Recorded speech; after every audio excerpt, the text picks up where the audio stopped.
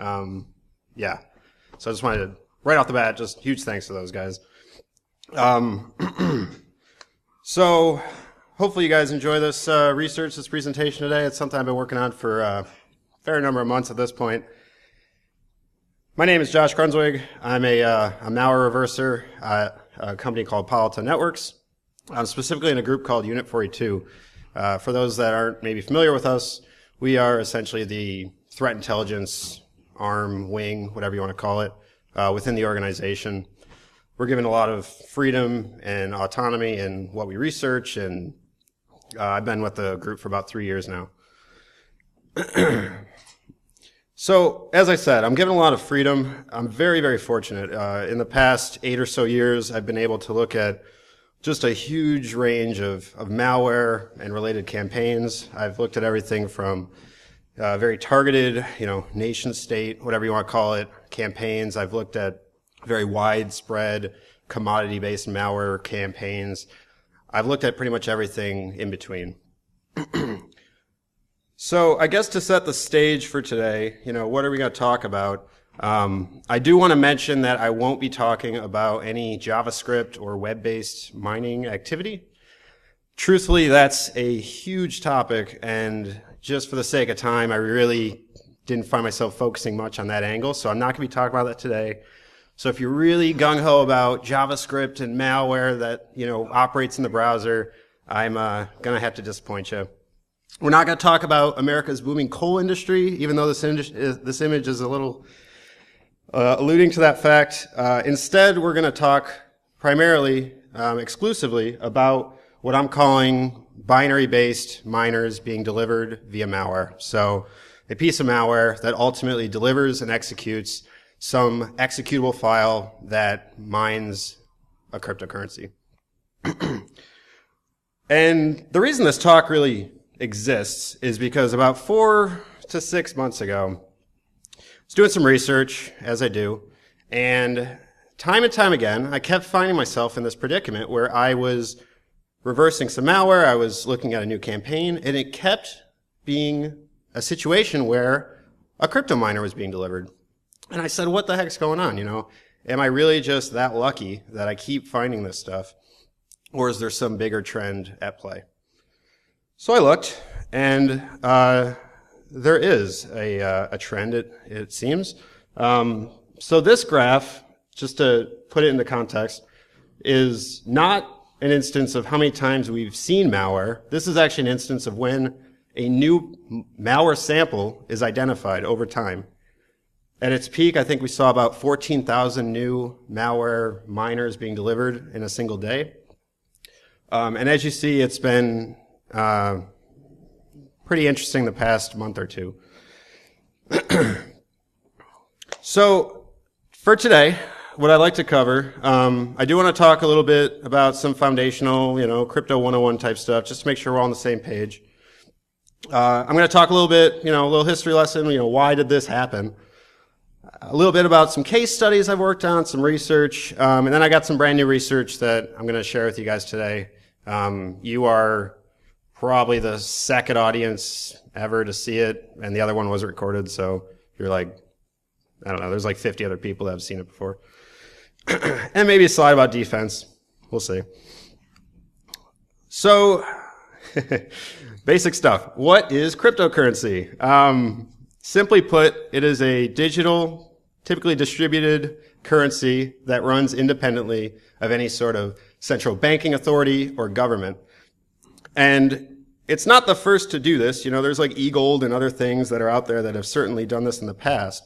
But what really differentiates cryptocurrency, and the reason it's called cryptocurrency, is the fact that it uses encryption algorithms to ultimately verify transactions, but also, in many cases, to distribute those funds to the general public.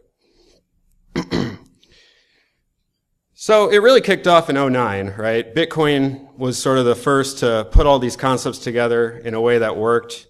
And it has since just grown substantially since then, both in general public awareness as well as in ultimately value.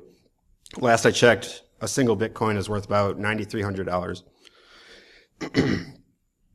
And the timing of when Bitcoin started is really, really important. So 2009, most people in the audience probably remember it. There's a couple of young folks, but I was graduating college at the time, and the economy was in the gutter, which is just a really fun combination.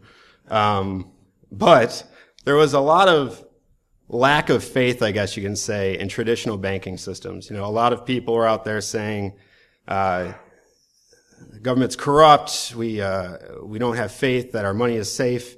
And so Bitcoin kind of started, and it caused a lot of pioneers at the time to really adopt it and really just take on this new concept that previously hadn't really been done before. And as I said, it's grown substantially since then. Last I checked, there's about 1,600 or so different cryptocurrencies out there, and they really range in many, many ways.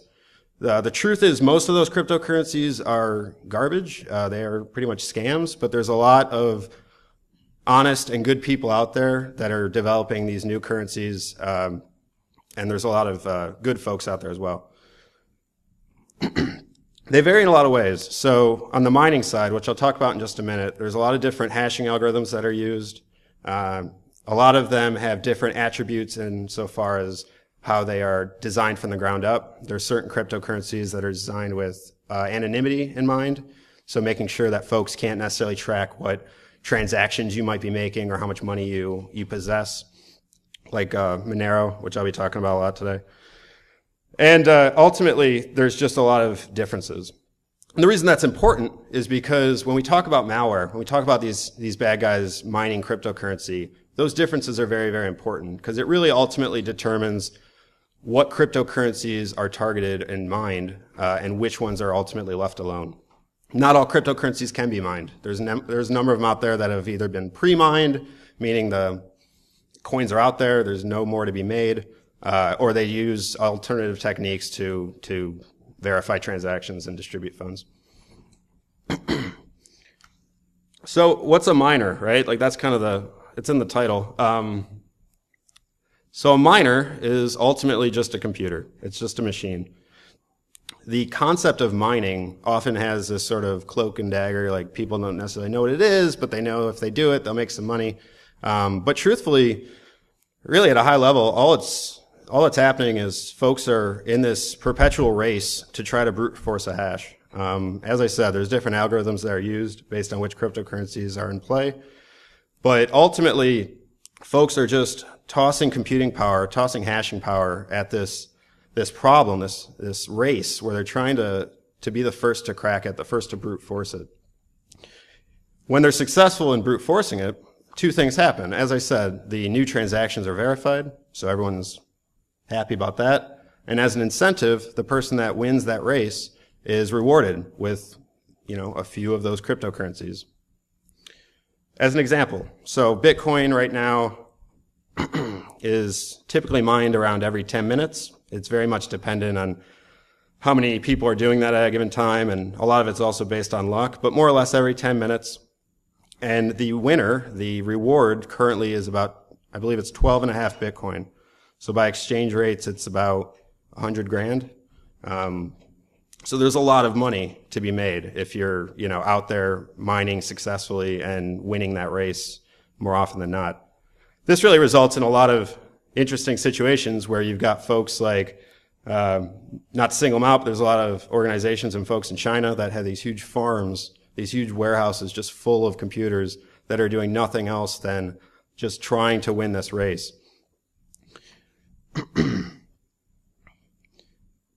It also means that as an individual, as a user, you're kind of at a disadvantage. I can't take my computer right here and mine and say, oh, I'm definitely going to win that race. No, I would probably never win it. And if I did, it would probably take years. So that really ultimately results in the concept of a mining pool. Before I do that, I'm adding this because Jessica at the keynote yesterday had this great GIF, and I was like, I got to steal it. So I'm adding this just for some visual eye candy, so my coworker Brad doesn't get bored. Also, if you're ever wondering why you can't buy a video card right now, which is what they're shoving at rocks, it's because certain cryptocurrencies like Ethereum really lend themselves to being mined via GPUs or video cards. So everyone's buying them and causing the price to skyrocket. It's also an important point to make that certain hashing algorithms really lend themselves to different types of devices. You know, Manero, for instance, really lends itself to CPU-based hashing versus Ethereum, which is really GPU-based. And there's also instances where specified, very specific machines are built with the sole concept of mining, which I'll talk about in just a minute. Back to my point, though, earlier. I'm by myself. I've got my laptop, my server at home, whatever. My odds of winning that race and getting that reward are very, very small, if anything. So this really very quickly, you know, spawned this idea of a mining pool. And the way I like to talk about it is really it's sort of this commune, right? You've got, let's say we all had our computers in the audience. We all banded together and decided we're going to act as one entity. If we are able to win that race, get that reward, based on how much effort everyone put in, you get your piece of the pie. Let's say I'm running the mining pool. I'm running the infrastructure. I take a little cut myself, 1 or 2%. The really nice thing about mining pools is that they not only provide the infrastructure to tie multiple miners together, but they also provide a consistent revenue stream because these pools have just a large amount of hashing power at their disposal. They've got hundreds of thousands of users all banding together, which results in them winning that race very, very frequently. So it means that you don't have to wait 2 years hoping to mine and win this race. You can simply join a pool and they're going to win it a lot. And every time that happens, you're getting a little sliver, a little bit of money very consistently. Real quick, I just want to talk about Asic devices because they really do play a role when it comes to malware mining activities. So an Asic is simply just a very specialized device, a specialized computer that literally is designed from the ground up to only mine a specific hashing algorithm. They really have a drastic effect when they're released because they just completely saturate the market. These things can put out a lot of hashing power, like over 100 times what the traditional computer might be able to put out. And so when you've got hundreds of thousands of these entering the market, it causes traditional computers to almost be rendered obsolete. So when ASICs enter for a given cryptocurrency, enter the market, more often than not, you're going to see a drastic decline in malware targeting those currencies because there's just not that much money to be made. Case in point, an ASIC came out for Bitcoin, I think in 2013. The amount of Bitcoin miners we've seen recently is quite low. They're also out for a few other ones. Litecoin's got one. I think Siacoin Dash, I think, might have one as well. And there was one recently announced about a month ago for the Kryptonite algorithm, which is what Manero uses. But Manero is ASIC resistant, meaning they really don't like ASIC devices. So they changed their hashing algorithm and rendered all those ASIC devices pretty much obsolete. So that's kind of an interesting side story, which I won't get into. But needless to say, it's caused some weird tension in the crypto industry, I guess you call it. So let's put it all together. Hopefully you guys dig this slide because I spent a lot of time making an animation. I don't use PowerPoint that often. So, little hypothetical here. We've got the cryptocurrency network, and we've got these sort of 3 players that are each trying to successfully mine it. You've got Alice on the left, who's super rich, and she's got all these computers in her basement or her warehouse or wherever. You've got a mining pool in the center, made up of about 5 individuals, and then you've got Josh on the right, who's, he's maybe not the sharpest guy in the room, but he says, I'm going to give it a go. I got my one computer. I'm going to see what happens. And so as it goes, as the race is perpetually run, we see, as expected, Alice, who has the most hashing power, to ultimately win the race time and time again. In certain instances, we'll see the mining pool actually win, and in which case it is, again, disseminated based on how much effort the individual players put in. They get that little chunk of the reward. And then if we wait super long, well, relatively speaking, we might see Josh get lucky and actually get a reward himself. I made this animation a while ago. There we go. I couldn't remember. So that's like a super high level of how it works. Now imagine that there is not 3 players, but there is 3 million players all trying to do the same thing. And it makes for a really interesting environment. So let's talk history, I guess. It's like 6 months ago, so it's technically history, but not really. How did we find ourselves in this predicament where there's this huge spike in malware targeting cryptocurrency miners? So probably about close to a year now, something happened. We saw this weird decline at the time in ransomware. Everyone, I'm pretty sure in the room knows what ransomware is. It's really, really bad. But we saw a decline, which was really weird because why would that happen? You know, why would traditional systems, whether it be botnets or actors or whomever, malvertising, why would these traditional avenues of attack be all of a sudden shifting from ransomware to cryptocurrency miners? You know, there's some hypotheses out there. Maybe users got smarter. They said, hey, we're going to take backups and we're not going to click on those links. And maybe security vendors got smarter. You know, a lot of the security vendors out there, maybe mine, are putting out a lot of ransomware specific stuff. So maybe that really churned the tables and made the bad guys say, well, we're not going to do ransomware anymore. Most of that is BS. There's a child in the room, so I will not be swearing. Is BS. The truth is that the value of cryptocurrency just shot to the moon, as they say.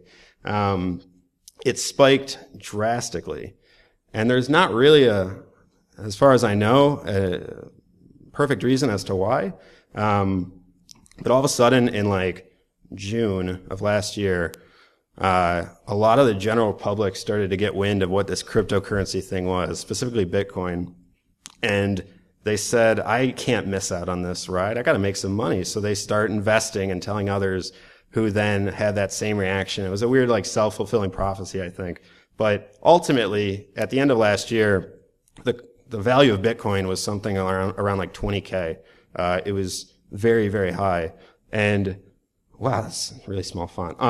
Other currencies followed suit. So I've included Manero, Litecoin, Ethereum. I even included Ripple, which is probably not the smartest decision because it's just that red line at the bottom. But it went from like 10 cents to like $3.30. Like if I zoomed in, you guys would be like, wow, that was super impressive. But yeah, all these cryptocurrencies values just like shot through the roof. And so it had a really interesting effect on the malware space because, well, I think of it as a few ways, right? So obviously the bad guys are going after where the money is. If they say, I can consistently make money mining cryptocurrencies, I'm going to do that. It's less invasive. It probably doesn't tick people off as much. There's less chance of me getting arrested, that sort of thing. But also when you think about just the crazy volatility of cryptocurrencies, you got to think that has some sort of an impact on the ransomware space. I mean, you know, my Aunt Sue gets infected on Monday. She's asked to pay $500 in Bitcoin.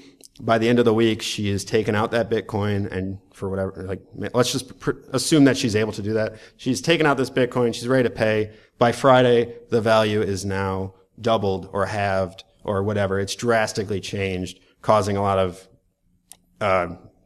either good for her or good for the bad guys. It's hard to say. It also probably impacts her willingness to pay the ransom. So, yeah, there was a lot of reasons as to why this change occurred. But truthfully, I mean, it was just this huge spike in value. Everyone wanted their piece of the pie. All the bad guys wanted to make some money. So let's talk about a few use cases. Over the past 3 to 6 months, I've researched a few interesting campaigns. I've kind of picked a couple to discuss today. So the first one is one that I've entitled Pickaxe. my coworkers wanted me to call it, was it black lung or something? Something I wasn't really down with. But at a high level, what Pickaxe is simply a campaign that originates via malicious advertising or malvertising. It delivers a self-extracting executable, which in turn persists via a link file in the startup folder. But it ultimately delivers a series of VBS files or VB scripts with some URL redirection thrown into the mix, and ultimately delivers XMReg, which is a completely legitimate, benign miner for Manero, but it is, in this case, used maliciously. So there's about 333 samples that I found, ultimately, which comes into play later. But on the malvertising part of it, on the initial infection vector. So in this case, it used a platform called Adfly, which some folks in the audience might be familiar with. Quick show of hands, Adfly, people use it. It's used a lot in, what's that? Yeah, I use it a lot. Sometimes it's used as download links, sometimes Yep. other sorts of links, so mainly downloads. It's usually used for, not to single you out because I use it too, less than legitimate files. It's essentially a URL redirection service married with an advertising platform.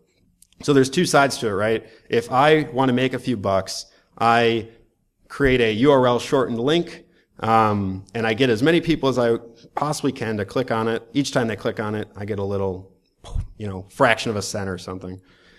Conversely, if I want to advertise my content, which, as far as I can tell, is almost always malware, but if I want to advertise my content, I pay like $1 and I get 1,000 views. If I want to get fancy and have it really specific to certain regions, I can pay a few more dollars, but it's a very cheap barrier to entry, I guess you'd say. And typically the way it works is something like this. So I am perusing the internet. I am very poor, and I Google, how can I get Counter-Strike Global Offensive for free? I stumble on this wonderful YouTube video that tells me exactly how to do it, which in turn has a series of links to various files that I can in turn download. All these links, as you can see, are Adfly links. Clicking on one will give you something that looks kind of like this. So at the top header, that's benign, I guess you could say. That is the Adfly header. There is a 5-second counter that ultimately results in that skip ad at the top right. But pretty much everything under that header is the quote-unquote advertisement. In this case, it is a fake Flash Player update, which is very popular. In other cases, it might be a fake download manager or, whatever. Anything to get the user to ultimately click on that embedded iframe. So, as I said, this is sort of how the users are initially infected. They're ultimately delivered a self-extracting executable, which in turn drops and runs a VBS file that looks very, very similar to this. As you can see, very basic obfuscation. They split up save to file. That was about it. But really all it's doing is just downloading and executing one additional VBS file, which the link to which is at the top. Looking at that VBS file, we see it's a little bit more fancy. They're actually looking at what the processor is on the victim, whether it's 32-bit or 64-bit, and they've got two bit.ly links. Bit.ly is a URL shortener. I'm sure most people are familiar with it. They've got two bit.ly links at the front hallway there. It's totally legitimate service. I worked with the guys over there for a while now. I got nothing but good things to say. Unfortunately, once in a while their platforms get abused, but it is by and large typically used for benign purposes. In this case, they've got two bit.ly links, one in case it's 64-bit, one in case it's 32-bit. And then they are running the payload that gets downloaded via PowerShell. Two things I want to call out, or maybe it's a couple things. So after they download and execute it, you can see a number of command line arguments. So there's -o f.pooling.cf, There's -U. There is also max CPU usage. So the -O is just pointing it at a mining pool. As I said, criminals and good guys alike typically use them. The -U is the user, which in this case is just sort of a placeholder type of thing, but oftentimes you'll see an actual wallet address being used or an email address. That's going to come into play later. And max CPU usage. So I'll talk a little bit about defense in a bit, but ultimately people think of crypto miners as like, oh, it's going to use 100% CPU usage. My computer's going to go, bananas, and I'm going to find it right away. The bad guys aren't necessarily idiots. They know this too. And so in this case, they're actually throttling it to only use 20%. Now, the fact that it used Bitly was super interesting to me because I and anyone can ultimately get statistics on who clicked on those links. Now, that Bitly link is so far down the chain that every time someone is accessing it, you can almost explicitly say that they've been compromised. So all in all, I had like 30 to 40 Bitly links that I'd accrued.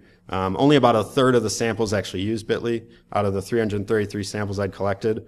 And so I pretty much scraped all these pages to come up with all the victims. So when it was all said and done, there were 15 million people that got infected that I knew of.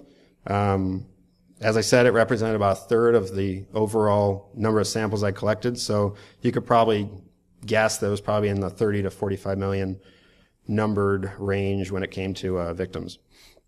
I am going to go a little quicker because I gave this talk like 2 weeks ago, and I went through it in like 35 minutes, so it's only proper that I would go 30 minutes over this time around because apparently I can't figure this out. But BTOR, I don't have a clever name for this one. It is a Russian BitTorrent site. It is still out there. You can still check it out. I translated it for you guys because I didn't think you guys spoke Russian. I don't. It came out in June of last year, and it's good. It's got like 250,000 BitTorrent files. But back in September, something really interesting happened. So when a user clicked on this download torrent link at the bottom right for a given file, a given torrent, they were not given a torrent. They were instead given a zip file, which was named like the torrent. In this case, it's World of Warcraft, so it would be named like worldofwarcraft.torrent.zip. The zip file had an executable in it, which had a little uTorrent logo to try to make it again look like a torrent file.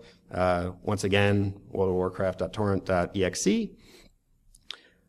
And then once that exe was run, it actually did download and execute the real torrent, but next to that, it also dropped and executed a .NET payload, which did a few things and ultimately delivered, again, XMRig. So I didn't have a lot of telemetry on this one. I can't say, millions of people got infected, but I did want to bring it to your attention because I thought it represented a really unique method that this stuff is being distributed. This owner of this torrent site is actually Trojanizing his own files to his users to try to earn a little extra, money on the side. And the last example I want to talk about is a relatively new one within the last month or so called Rarog. Rarog is actually a malware family that's sold and distributed on various Russian underground forums. It's typically sold by this dude that goes by the username ArsonKoo135, and it's pretty nice. It's got like a nice web interface, and they've got a demo admin panel that you can check out and sort of try before you buy. Cost 6,000 rubles, so like $100. And you can't see it because it's super small, but at the top right it says developed by Foxovsky.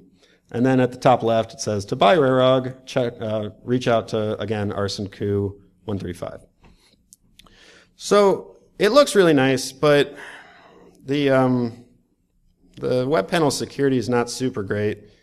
Was able to, through a trusted source, I was able to look at about 60 to 80 C2 databases and map out where the victims were. What was super weird was like most of the victims were in Russia. So the unwritten rule, as many people in the room know, if you want to do bad things in Russia, that's fine as long as you don't, go after your countrymen, go after fellow Russians. So while the guys that developed this, I found out were Russian, while they weren't necessarily targeting these users, they were selling the malware that was. So I have to wonder if something might ultimately result as because of that. So about 160,000 infections, not nearly as bad as Pickaxe, but pretty substantial nonetheless. Could we cut the video at this point real quick? I wanted to show you something. I didn't want it recorded. Miners are pushed out any way imaginable, right? So in addition to these nice little use cases I showed you, there's instances of wormable vulnerabilities, Eternal Blue. There's the new Drupal one that's just pushing out miners left and right. Phishing attacks obviously is still a really popular one. Even some instances of targeted attacks. So like a couple months back, there was a group that folks attributed to North Korea that compromised an organization in Southeast Asia, I want to say. And they ultimately delivered mining payloads to 10 or so boxes. They made $40 and it wasn't super successful, but it represented a really interesting instance where, you've got these targeted groups that are also sort of getting in on the game. So let's talk about something new. Relatively speaking. Specifically, I want to go back to this slide that I showed you early on. So this was pretty much just a representation of our data set at Palo Alto Networks. I sought out all the miners I could find, delivered, as I mentioned, via binary. And so when it was all said and done, I had about 470,000 samples. I mean, I'm a malware guy, I'm a researcher. I said, what can I do with this? I was like, it'd be super cool if I just analyzed them all and looked at them all and pulled out interesting artifacts, whether it be cryptocurrencies being mined, wallet addresses, email addresses, any artifacts I could find. So that's what I did. We are fortunate at Palo Alto Networks. We've got a cloud-based sandbox. So I took all these sandbox reports that we had. I took PCAP's data that I had, and I ultimately just scripted the heck out of it over the course of a couple weeks, just fine-tuning this really hacky long script I wrote to extract, as I said, wallets, what currencies are being targeted, what mining pools are being used, that sort of thing. And at the end, I had a really big CSV file, and I was super happy. When it was all said and done, I had, as I said, about 470,000 samples that I had successfully identified, not only as being miners, but was able to identify what was being mined, for the most part. I was able to get about 3,100 email addresses, 2,700 mining pools, and then various wallets. I added Ethereum because, like I said earlier, it's used primarily via video cards, so I just thought it was really bizarre and interesting to see that particular currency being targeted, because it's I don't know, it was surprising, to say the least. So, taking a step forward, the breakdown, it's pretty much all Manero. 82% of all the samples are targeting Manero, which for anyone that looks at this stuff really shouldn't surprise you at all, but it's kind of interesting to actually see it on a colorful pie chart. And there's a few reasons. As I said, it's ASIC resistant, so and it's primarily targeted or used, it's primarily mined via CPUs, which is perfect when you're talking about compromising end users' machines. It's also very anonymous, meaning it's very difficult to determine, where the money is going ultimately. So I looked at Bitcoin first. It's the big player. You got to look at it, right? I looked at the 1,000 or so wallets that I had, and I ultimately just tried to determine how much money was made. Now, I'll be the first to tell you my methodology was a little bit flawed on this one, because literally all I did was just check the blockchain and see how much money had entered these wallets. But as folks in the audience probably know, that's not great, because what if those wallets are being used for other legitimate purposes, or what if they're also pushing out ransomware and that's being paid into it? But ultimately, it's just really difficult to determine when money was going into those accounts via mining only. And the main reason is because of mining pools. A lot of times this stuff had been mined years ago via mining pools that no longer exist. And so to determine and to track down where all the money originated from is a very difficult thing.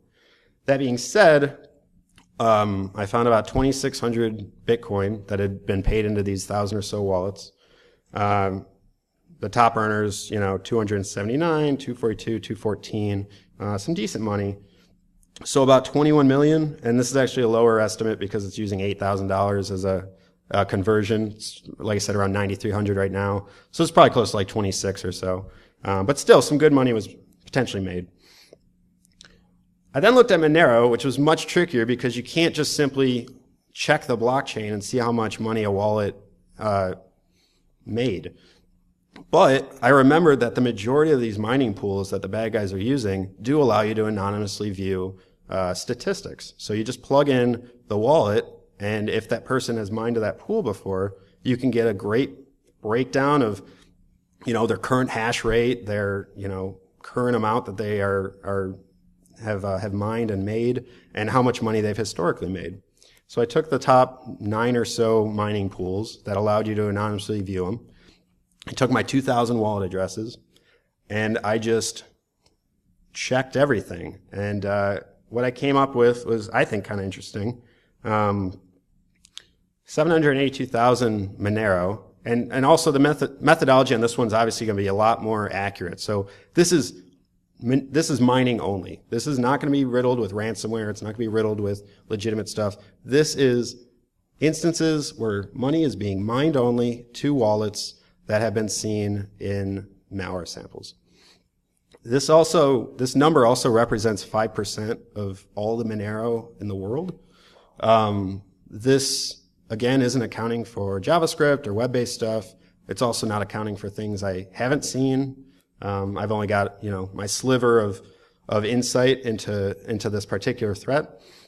But it's pretty substantial. Again, this is the low end, 200. It's probably close to 250, 260. So you're probably looking at around $200 million, with the top earners making, 10 million or more. I should also point out that these wallets aren't necessarily tied to individuals. There could be one guy that owns all these wallets, or there could be one organization that owns them all. Or one wallet could be used for, multiple individuals. But at the end of the day, a lot of money is being made. I also, as I said, could query the hash rate. So I was curious there too. So I queried all the hashes of these various wallets and found about 10 million hashes per second globally, which represents about 13 grand a day being made, and about 1% of the total mining power for Manero. If we look at a couple use cases, so this is a graph of one wallet's mining rate over time. So how many guesses he's making in a given day, essentially. This is one of the, I think, the biggest ones I'd seen, with a hash rate of about 1 million at its peak. But what's really kind of interesting to me is this sort of flow that you see. And in addition to that, this sort of downward trend over time. So I still don't know exactly why this flow occurs. My theory, my hypothesis is that the malware is configured to only run during inactive times. So when you look at the global number of victims that this person has, certain people are falling asleep, certain people are, coming online, and it might account for this sort of consistent flow. You can also obviously see when a new campaign started because the hash rate went from 0.6 million to, just over 1 million in about a day. And at the very bottom, you can see this guy made about 1,000 Manero, or about 250 grand, based on today's exchange rates. Looking at other instances, we see that similar trend, that similar wavy spike and general decline over time, meaning people are finding malware on their systems and cleaning them. So the general hash rate is going to decline. This was part of a rig exploit kit campaign. And what was really bizarre too is it just died one day. I don't know if the infrastructure was taken down or what, but you'll see in early April it's just gone. It's done. This is a different mining pool, so it looks a little different, but that same sort of flow. Same sort of patterns. They don't always look like that though. So here's another example. This guy made about 500 grand. about 2,000 Manero. But it looks much more legitimate. Like if I were to run a miner on my computer, it would look like this. I have, not on this one, but I have done it in the past, and it looks a lot like that. So they're not always super easy to identify, but there are signs in certain instances. Let's talk a really quick minute about defense. It's not super easy. So you think crypto miners, you think, all right, I'm going to look for computers that CPU spike to 100%, and I'm going to find them all, and like game over, it's done, right? But the truth is, as I've shown, a lot of times these guys are throttling it. A lot of times they are only running them at certain periods of time. I've seen instances where they will actually look at keyboard movements or mouse or keyboard clicks and mouse movements. And if they see someone's actively on the system, they will shut off mining operations. Rarog had a neat feature where you could supply a series of processes to essentially blacklist. So these were like really high intensive processes like Photoshop or various video games. And if those are running, the mining just stops in its tracks. So they do a lot of different techniques to try to prevent it from being super obvious that a miner is running. On the network side, you could try to, I guess, look for the Stratum protocol, which is pretty consistently used for a lot of these mining pools. If you're able to identify it, you could take action there and try to block it, or at least identify which host might be running a miner. But yeah, I mean, this stuff is distributed in so many different ways that unfortunately there's just really not like a silver bullet. And I wish there was, because I feel like that'd be much better to say right now. But unfortunately, it's just the way it is. Like traditional security practices, defense in depth, whatever you want to call it, really is the only great way to go at this problem. I actually timed it pretty good. So I have a couple minutes, I think. I'm going to open up to questions in case anybody has any. Yeah. So how do you protect yourself when you're doing this research? You seem to be pretty far out there as far as the investigative side.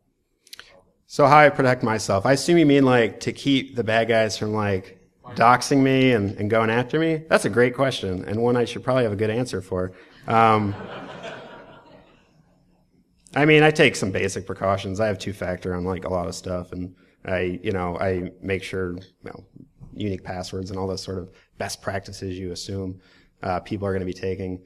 But no, I mean, truthfully, I do put myself out there a little bit, and hope that guys videotaping me don't videotape me when I ask them to, and that sort of thing, and try not to tick off the bad guys too much. So far, as far as I know, it's been okay. Are you going after me? Are you trying to get like info on me? Like he's like, oh, two-factor. Yeah. No, I'm not the .gov side. You don't have to worry about it. Okay. Yeah, that's a fair point. Yeah.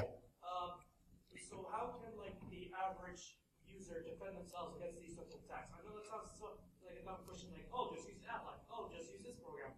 But what can the average user do, like, without having to purchase like sort of like? Yeah, so the question is, what can the average user do to protect themselves? Like I said, it's just general best practices when it comes to security. I mean, in truth, this really isn't that different when it comes to ransomware or any of these other big threats, banking Trojans, what have you, as to how they get on the systems. Patching, making sure you've got, some host-based or network-based firewall, making sure antivirus is up to date, what have you. Just general security hygiene. Yeah, maybe don't go to Russian BitTorrent sites, or at least don't download any. Yeah. Jason, great talk, first of all. Thanks. I think the numbers on the ransomware were a lot higher than I expected. On the miners, yeah. But did you compare it to what a similar campaign might be getting ransomware? Like, did these guys make a good economic decision? Mm-hmm. Yeah, so that's a fair question. So the question is, compared to ransomware, how does mining stack up? Are these guys making more money, less money? In a lot of ways, unfortunately, it's kind of comparing apples to oranges, because a lot of times the miners are much more long-term in how long they run. So the guys that are making, 10 million, they've been mining for like years. They haven't it's not like they just jumped in a couple months ago and they're just raking in the dough. They've been at it for a long, long time. Conversely, ransomware is sort of a really quick, infect them, make sure they know they're infected, and hope that they pay you back. So it's a much more high risk, high reward, more immediate payback. So I wish I had a good answer for you on that one. But unfortunately I just don't. Yeah. So your slide for the infection by country for pickaxe, I was surprised at how low the number of infections in the U.S. was compared to a lot of countries that I would consider not to be very well. Yeah, so I think my theory on that, so the question is, pickaxe had very few infections in the United States. That's kind of weird, right? My theory is the guys that did it, via Adfly and stuff were cheap. And if you want to target more US-based citizens, it costs more money. It costs, instead of $1, it costs like $4 or something. So my suspicion is they didn't necessarily care geographically where the victims were. They just were trying to spend as little money as possible for the initial compromises. And in which case that usually does tend to focus on that sort of southeast region and whatnot. That's my guess. I don't know for sure, but yeah. So mining itself is a legitimate service. Absolutely, yes. Yeah, so the question is, mining itself is legitimate, right? And it is. I've mined, I know a lot of people that have. It's totally legitimate to do that. The problem, as you stated, is how the malware or how the miners are being delivered and ultimately run without the victim's knowledge. This is why I have a big problem with things like CoinHive and some of these JavaScript-based things that are ultimately just run in the background because the user doesn't know what they're signing up for, So I think it's more not so much the payload, it's how the payload got there, and the fact that it's distributed via malware without the user's consent or knowledge is honestly the real problem. Yeah, and also the victims don't get any money, so the bad guys get like free power and free resources for ultimately nothing. Yeah. You mentioned difficulties in blocking this type of attack or prevention. Is blocking mining pools at the edge something that's effective, or do they change to rapidly? Yeah, that's a great question. So Ben asked, can you block mining pools at the edge? Is that going to be a valid approach? In a lot of cases, it could be. There's also instances where you can run proxy services. So I didn't mention it, but in Pickaxe, they're actually using XMRib proxies to connect to. So if you were to block the big mining pools, the ManeroHash.com and ManeroPool.com and these guys, they would just simply use, in a lot of cases, these proxy services to sort of circumvent it. But as I said, if you can identify the underlying network traffic, if you're able to do that, that goes a long way in not only identifying this activity, but potentially blocking it as well. Which isn't always the easiest thing, but if you do have that ability, it probably goes a long way. Yeah? What do you think the likelihood of some of these mining pools going mobile? So the question is, what is the likelihood of the mining pools going mobile? Do you mean like the miners themselves running on mobile devices? I think that's a fair point. I think that's a possibility, but the thing also you got to think about is battery life, right? So whenever you're talking mobile, battery life comes into play. And if you're mining on your Google Pixel, whatever, your Apple iPhone, that's going to kill the battery pretty quick. And I suspect that's going to alert people to something being wrong or at least off. So again, these guys are in it for the long haul in a lot of cases. They're not necessarily looking to get caught for years, if at all. So I think that's a fair possibility, but the reality is I don't think we'll technically probably see that anytime soon. At least with the current, I can't barely get a full day charge on this thing without Monero miners. Yeah, so that's a possibility too. They could look for, making checks to see if the charger is plugged in and then mine. There's possibilities. There's possibilities for sure. Just depends how creative the bad guys want to get, or you if you're so inclined. Which maybe is why you asked, I don't know. Yeah. Mm-hmm. for specific bitcoins? Does it always go out like the same port? Does it go out different ports? Is there a way? So the network traffic on that side of things, the question is, what ports and stuff does it use? It varies, different ports. The underlying traffic is essentially just TCP though, and it uses like a JSON-based communication protocol. They say it's Stratum, and I think it is technically, but usually it's depending what cryptocurrency you're looking at, it tends to vary slightly. So there are some nuances depending if you're seeing someone mine Ethereum versus Bitcoin versus Monero or whatever the case may be. So there is some variance there. So the traffic going out from the miner, to follow up on that question, it's just a message. It's not a payload on the way out. It's just a message. It's like a text notification. It's a JSON blob, and not a very big one to boot. It's usually just like a few hundred characters back and forth. Yeah. Okay, I think I'm all out of time, but I appreciate you guys coming today. Thank you so much for your time.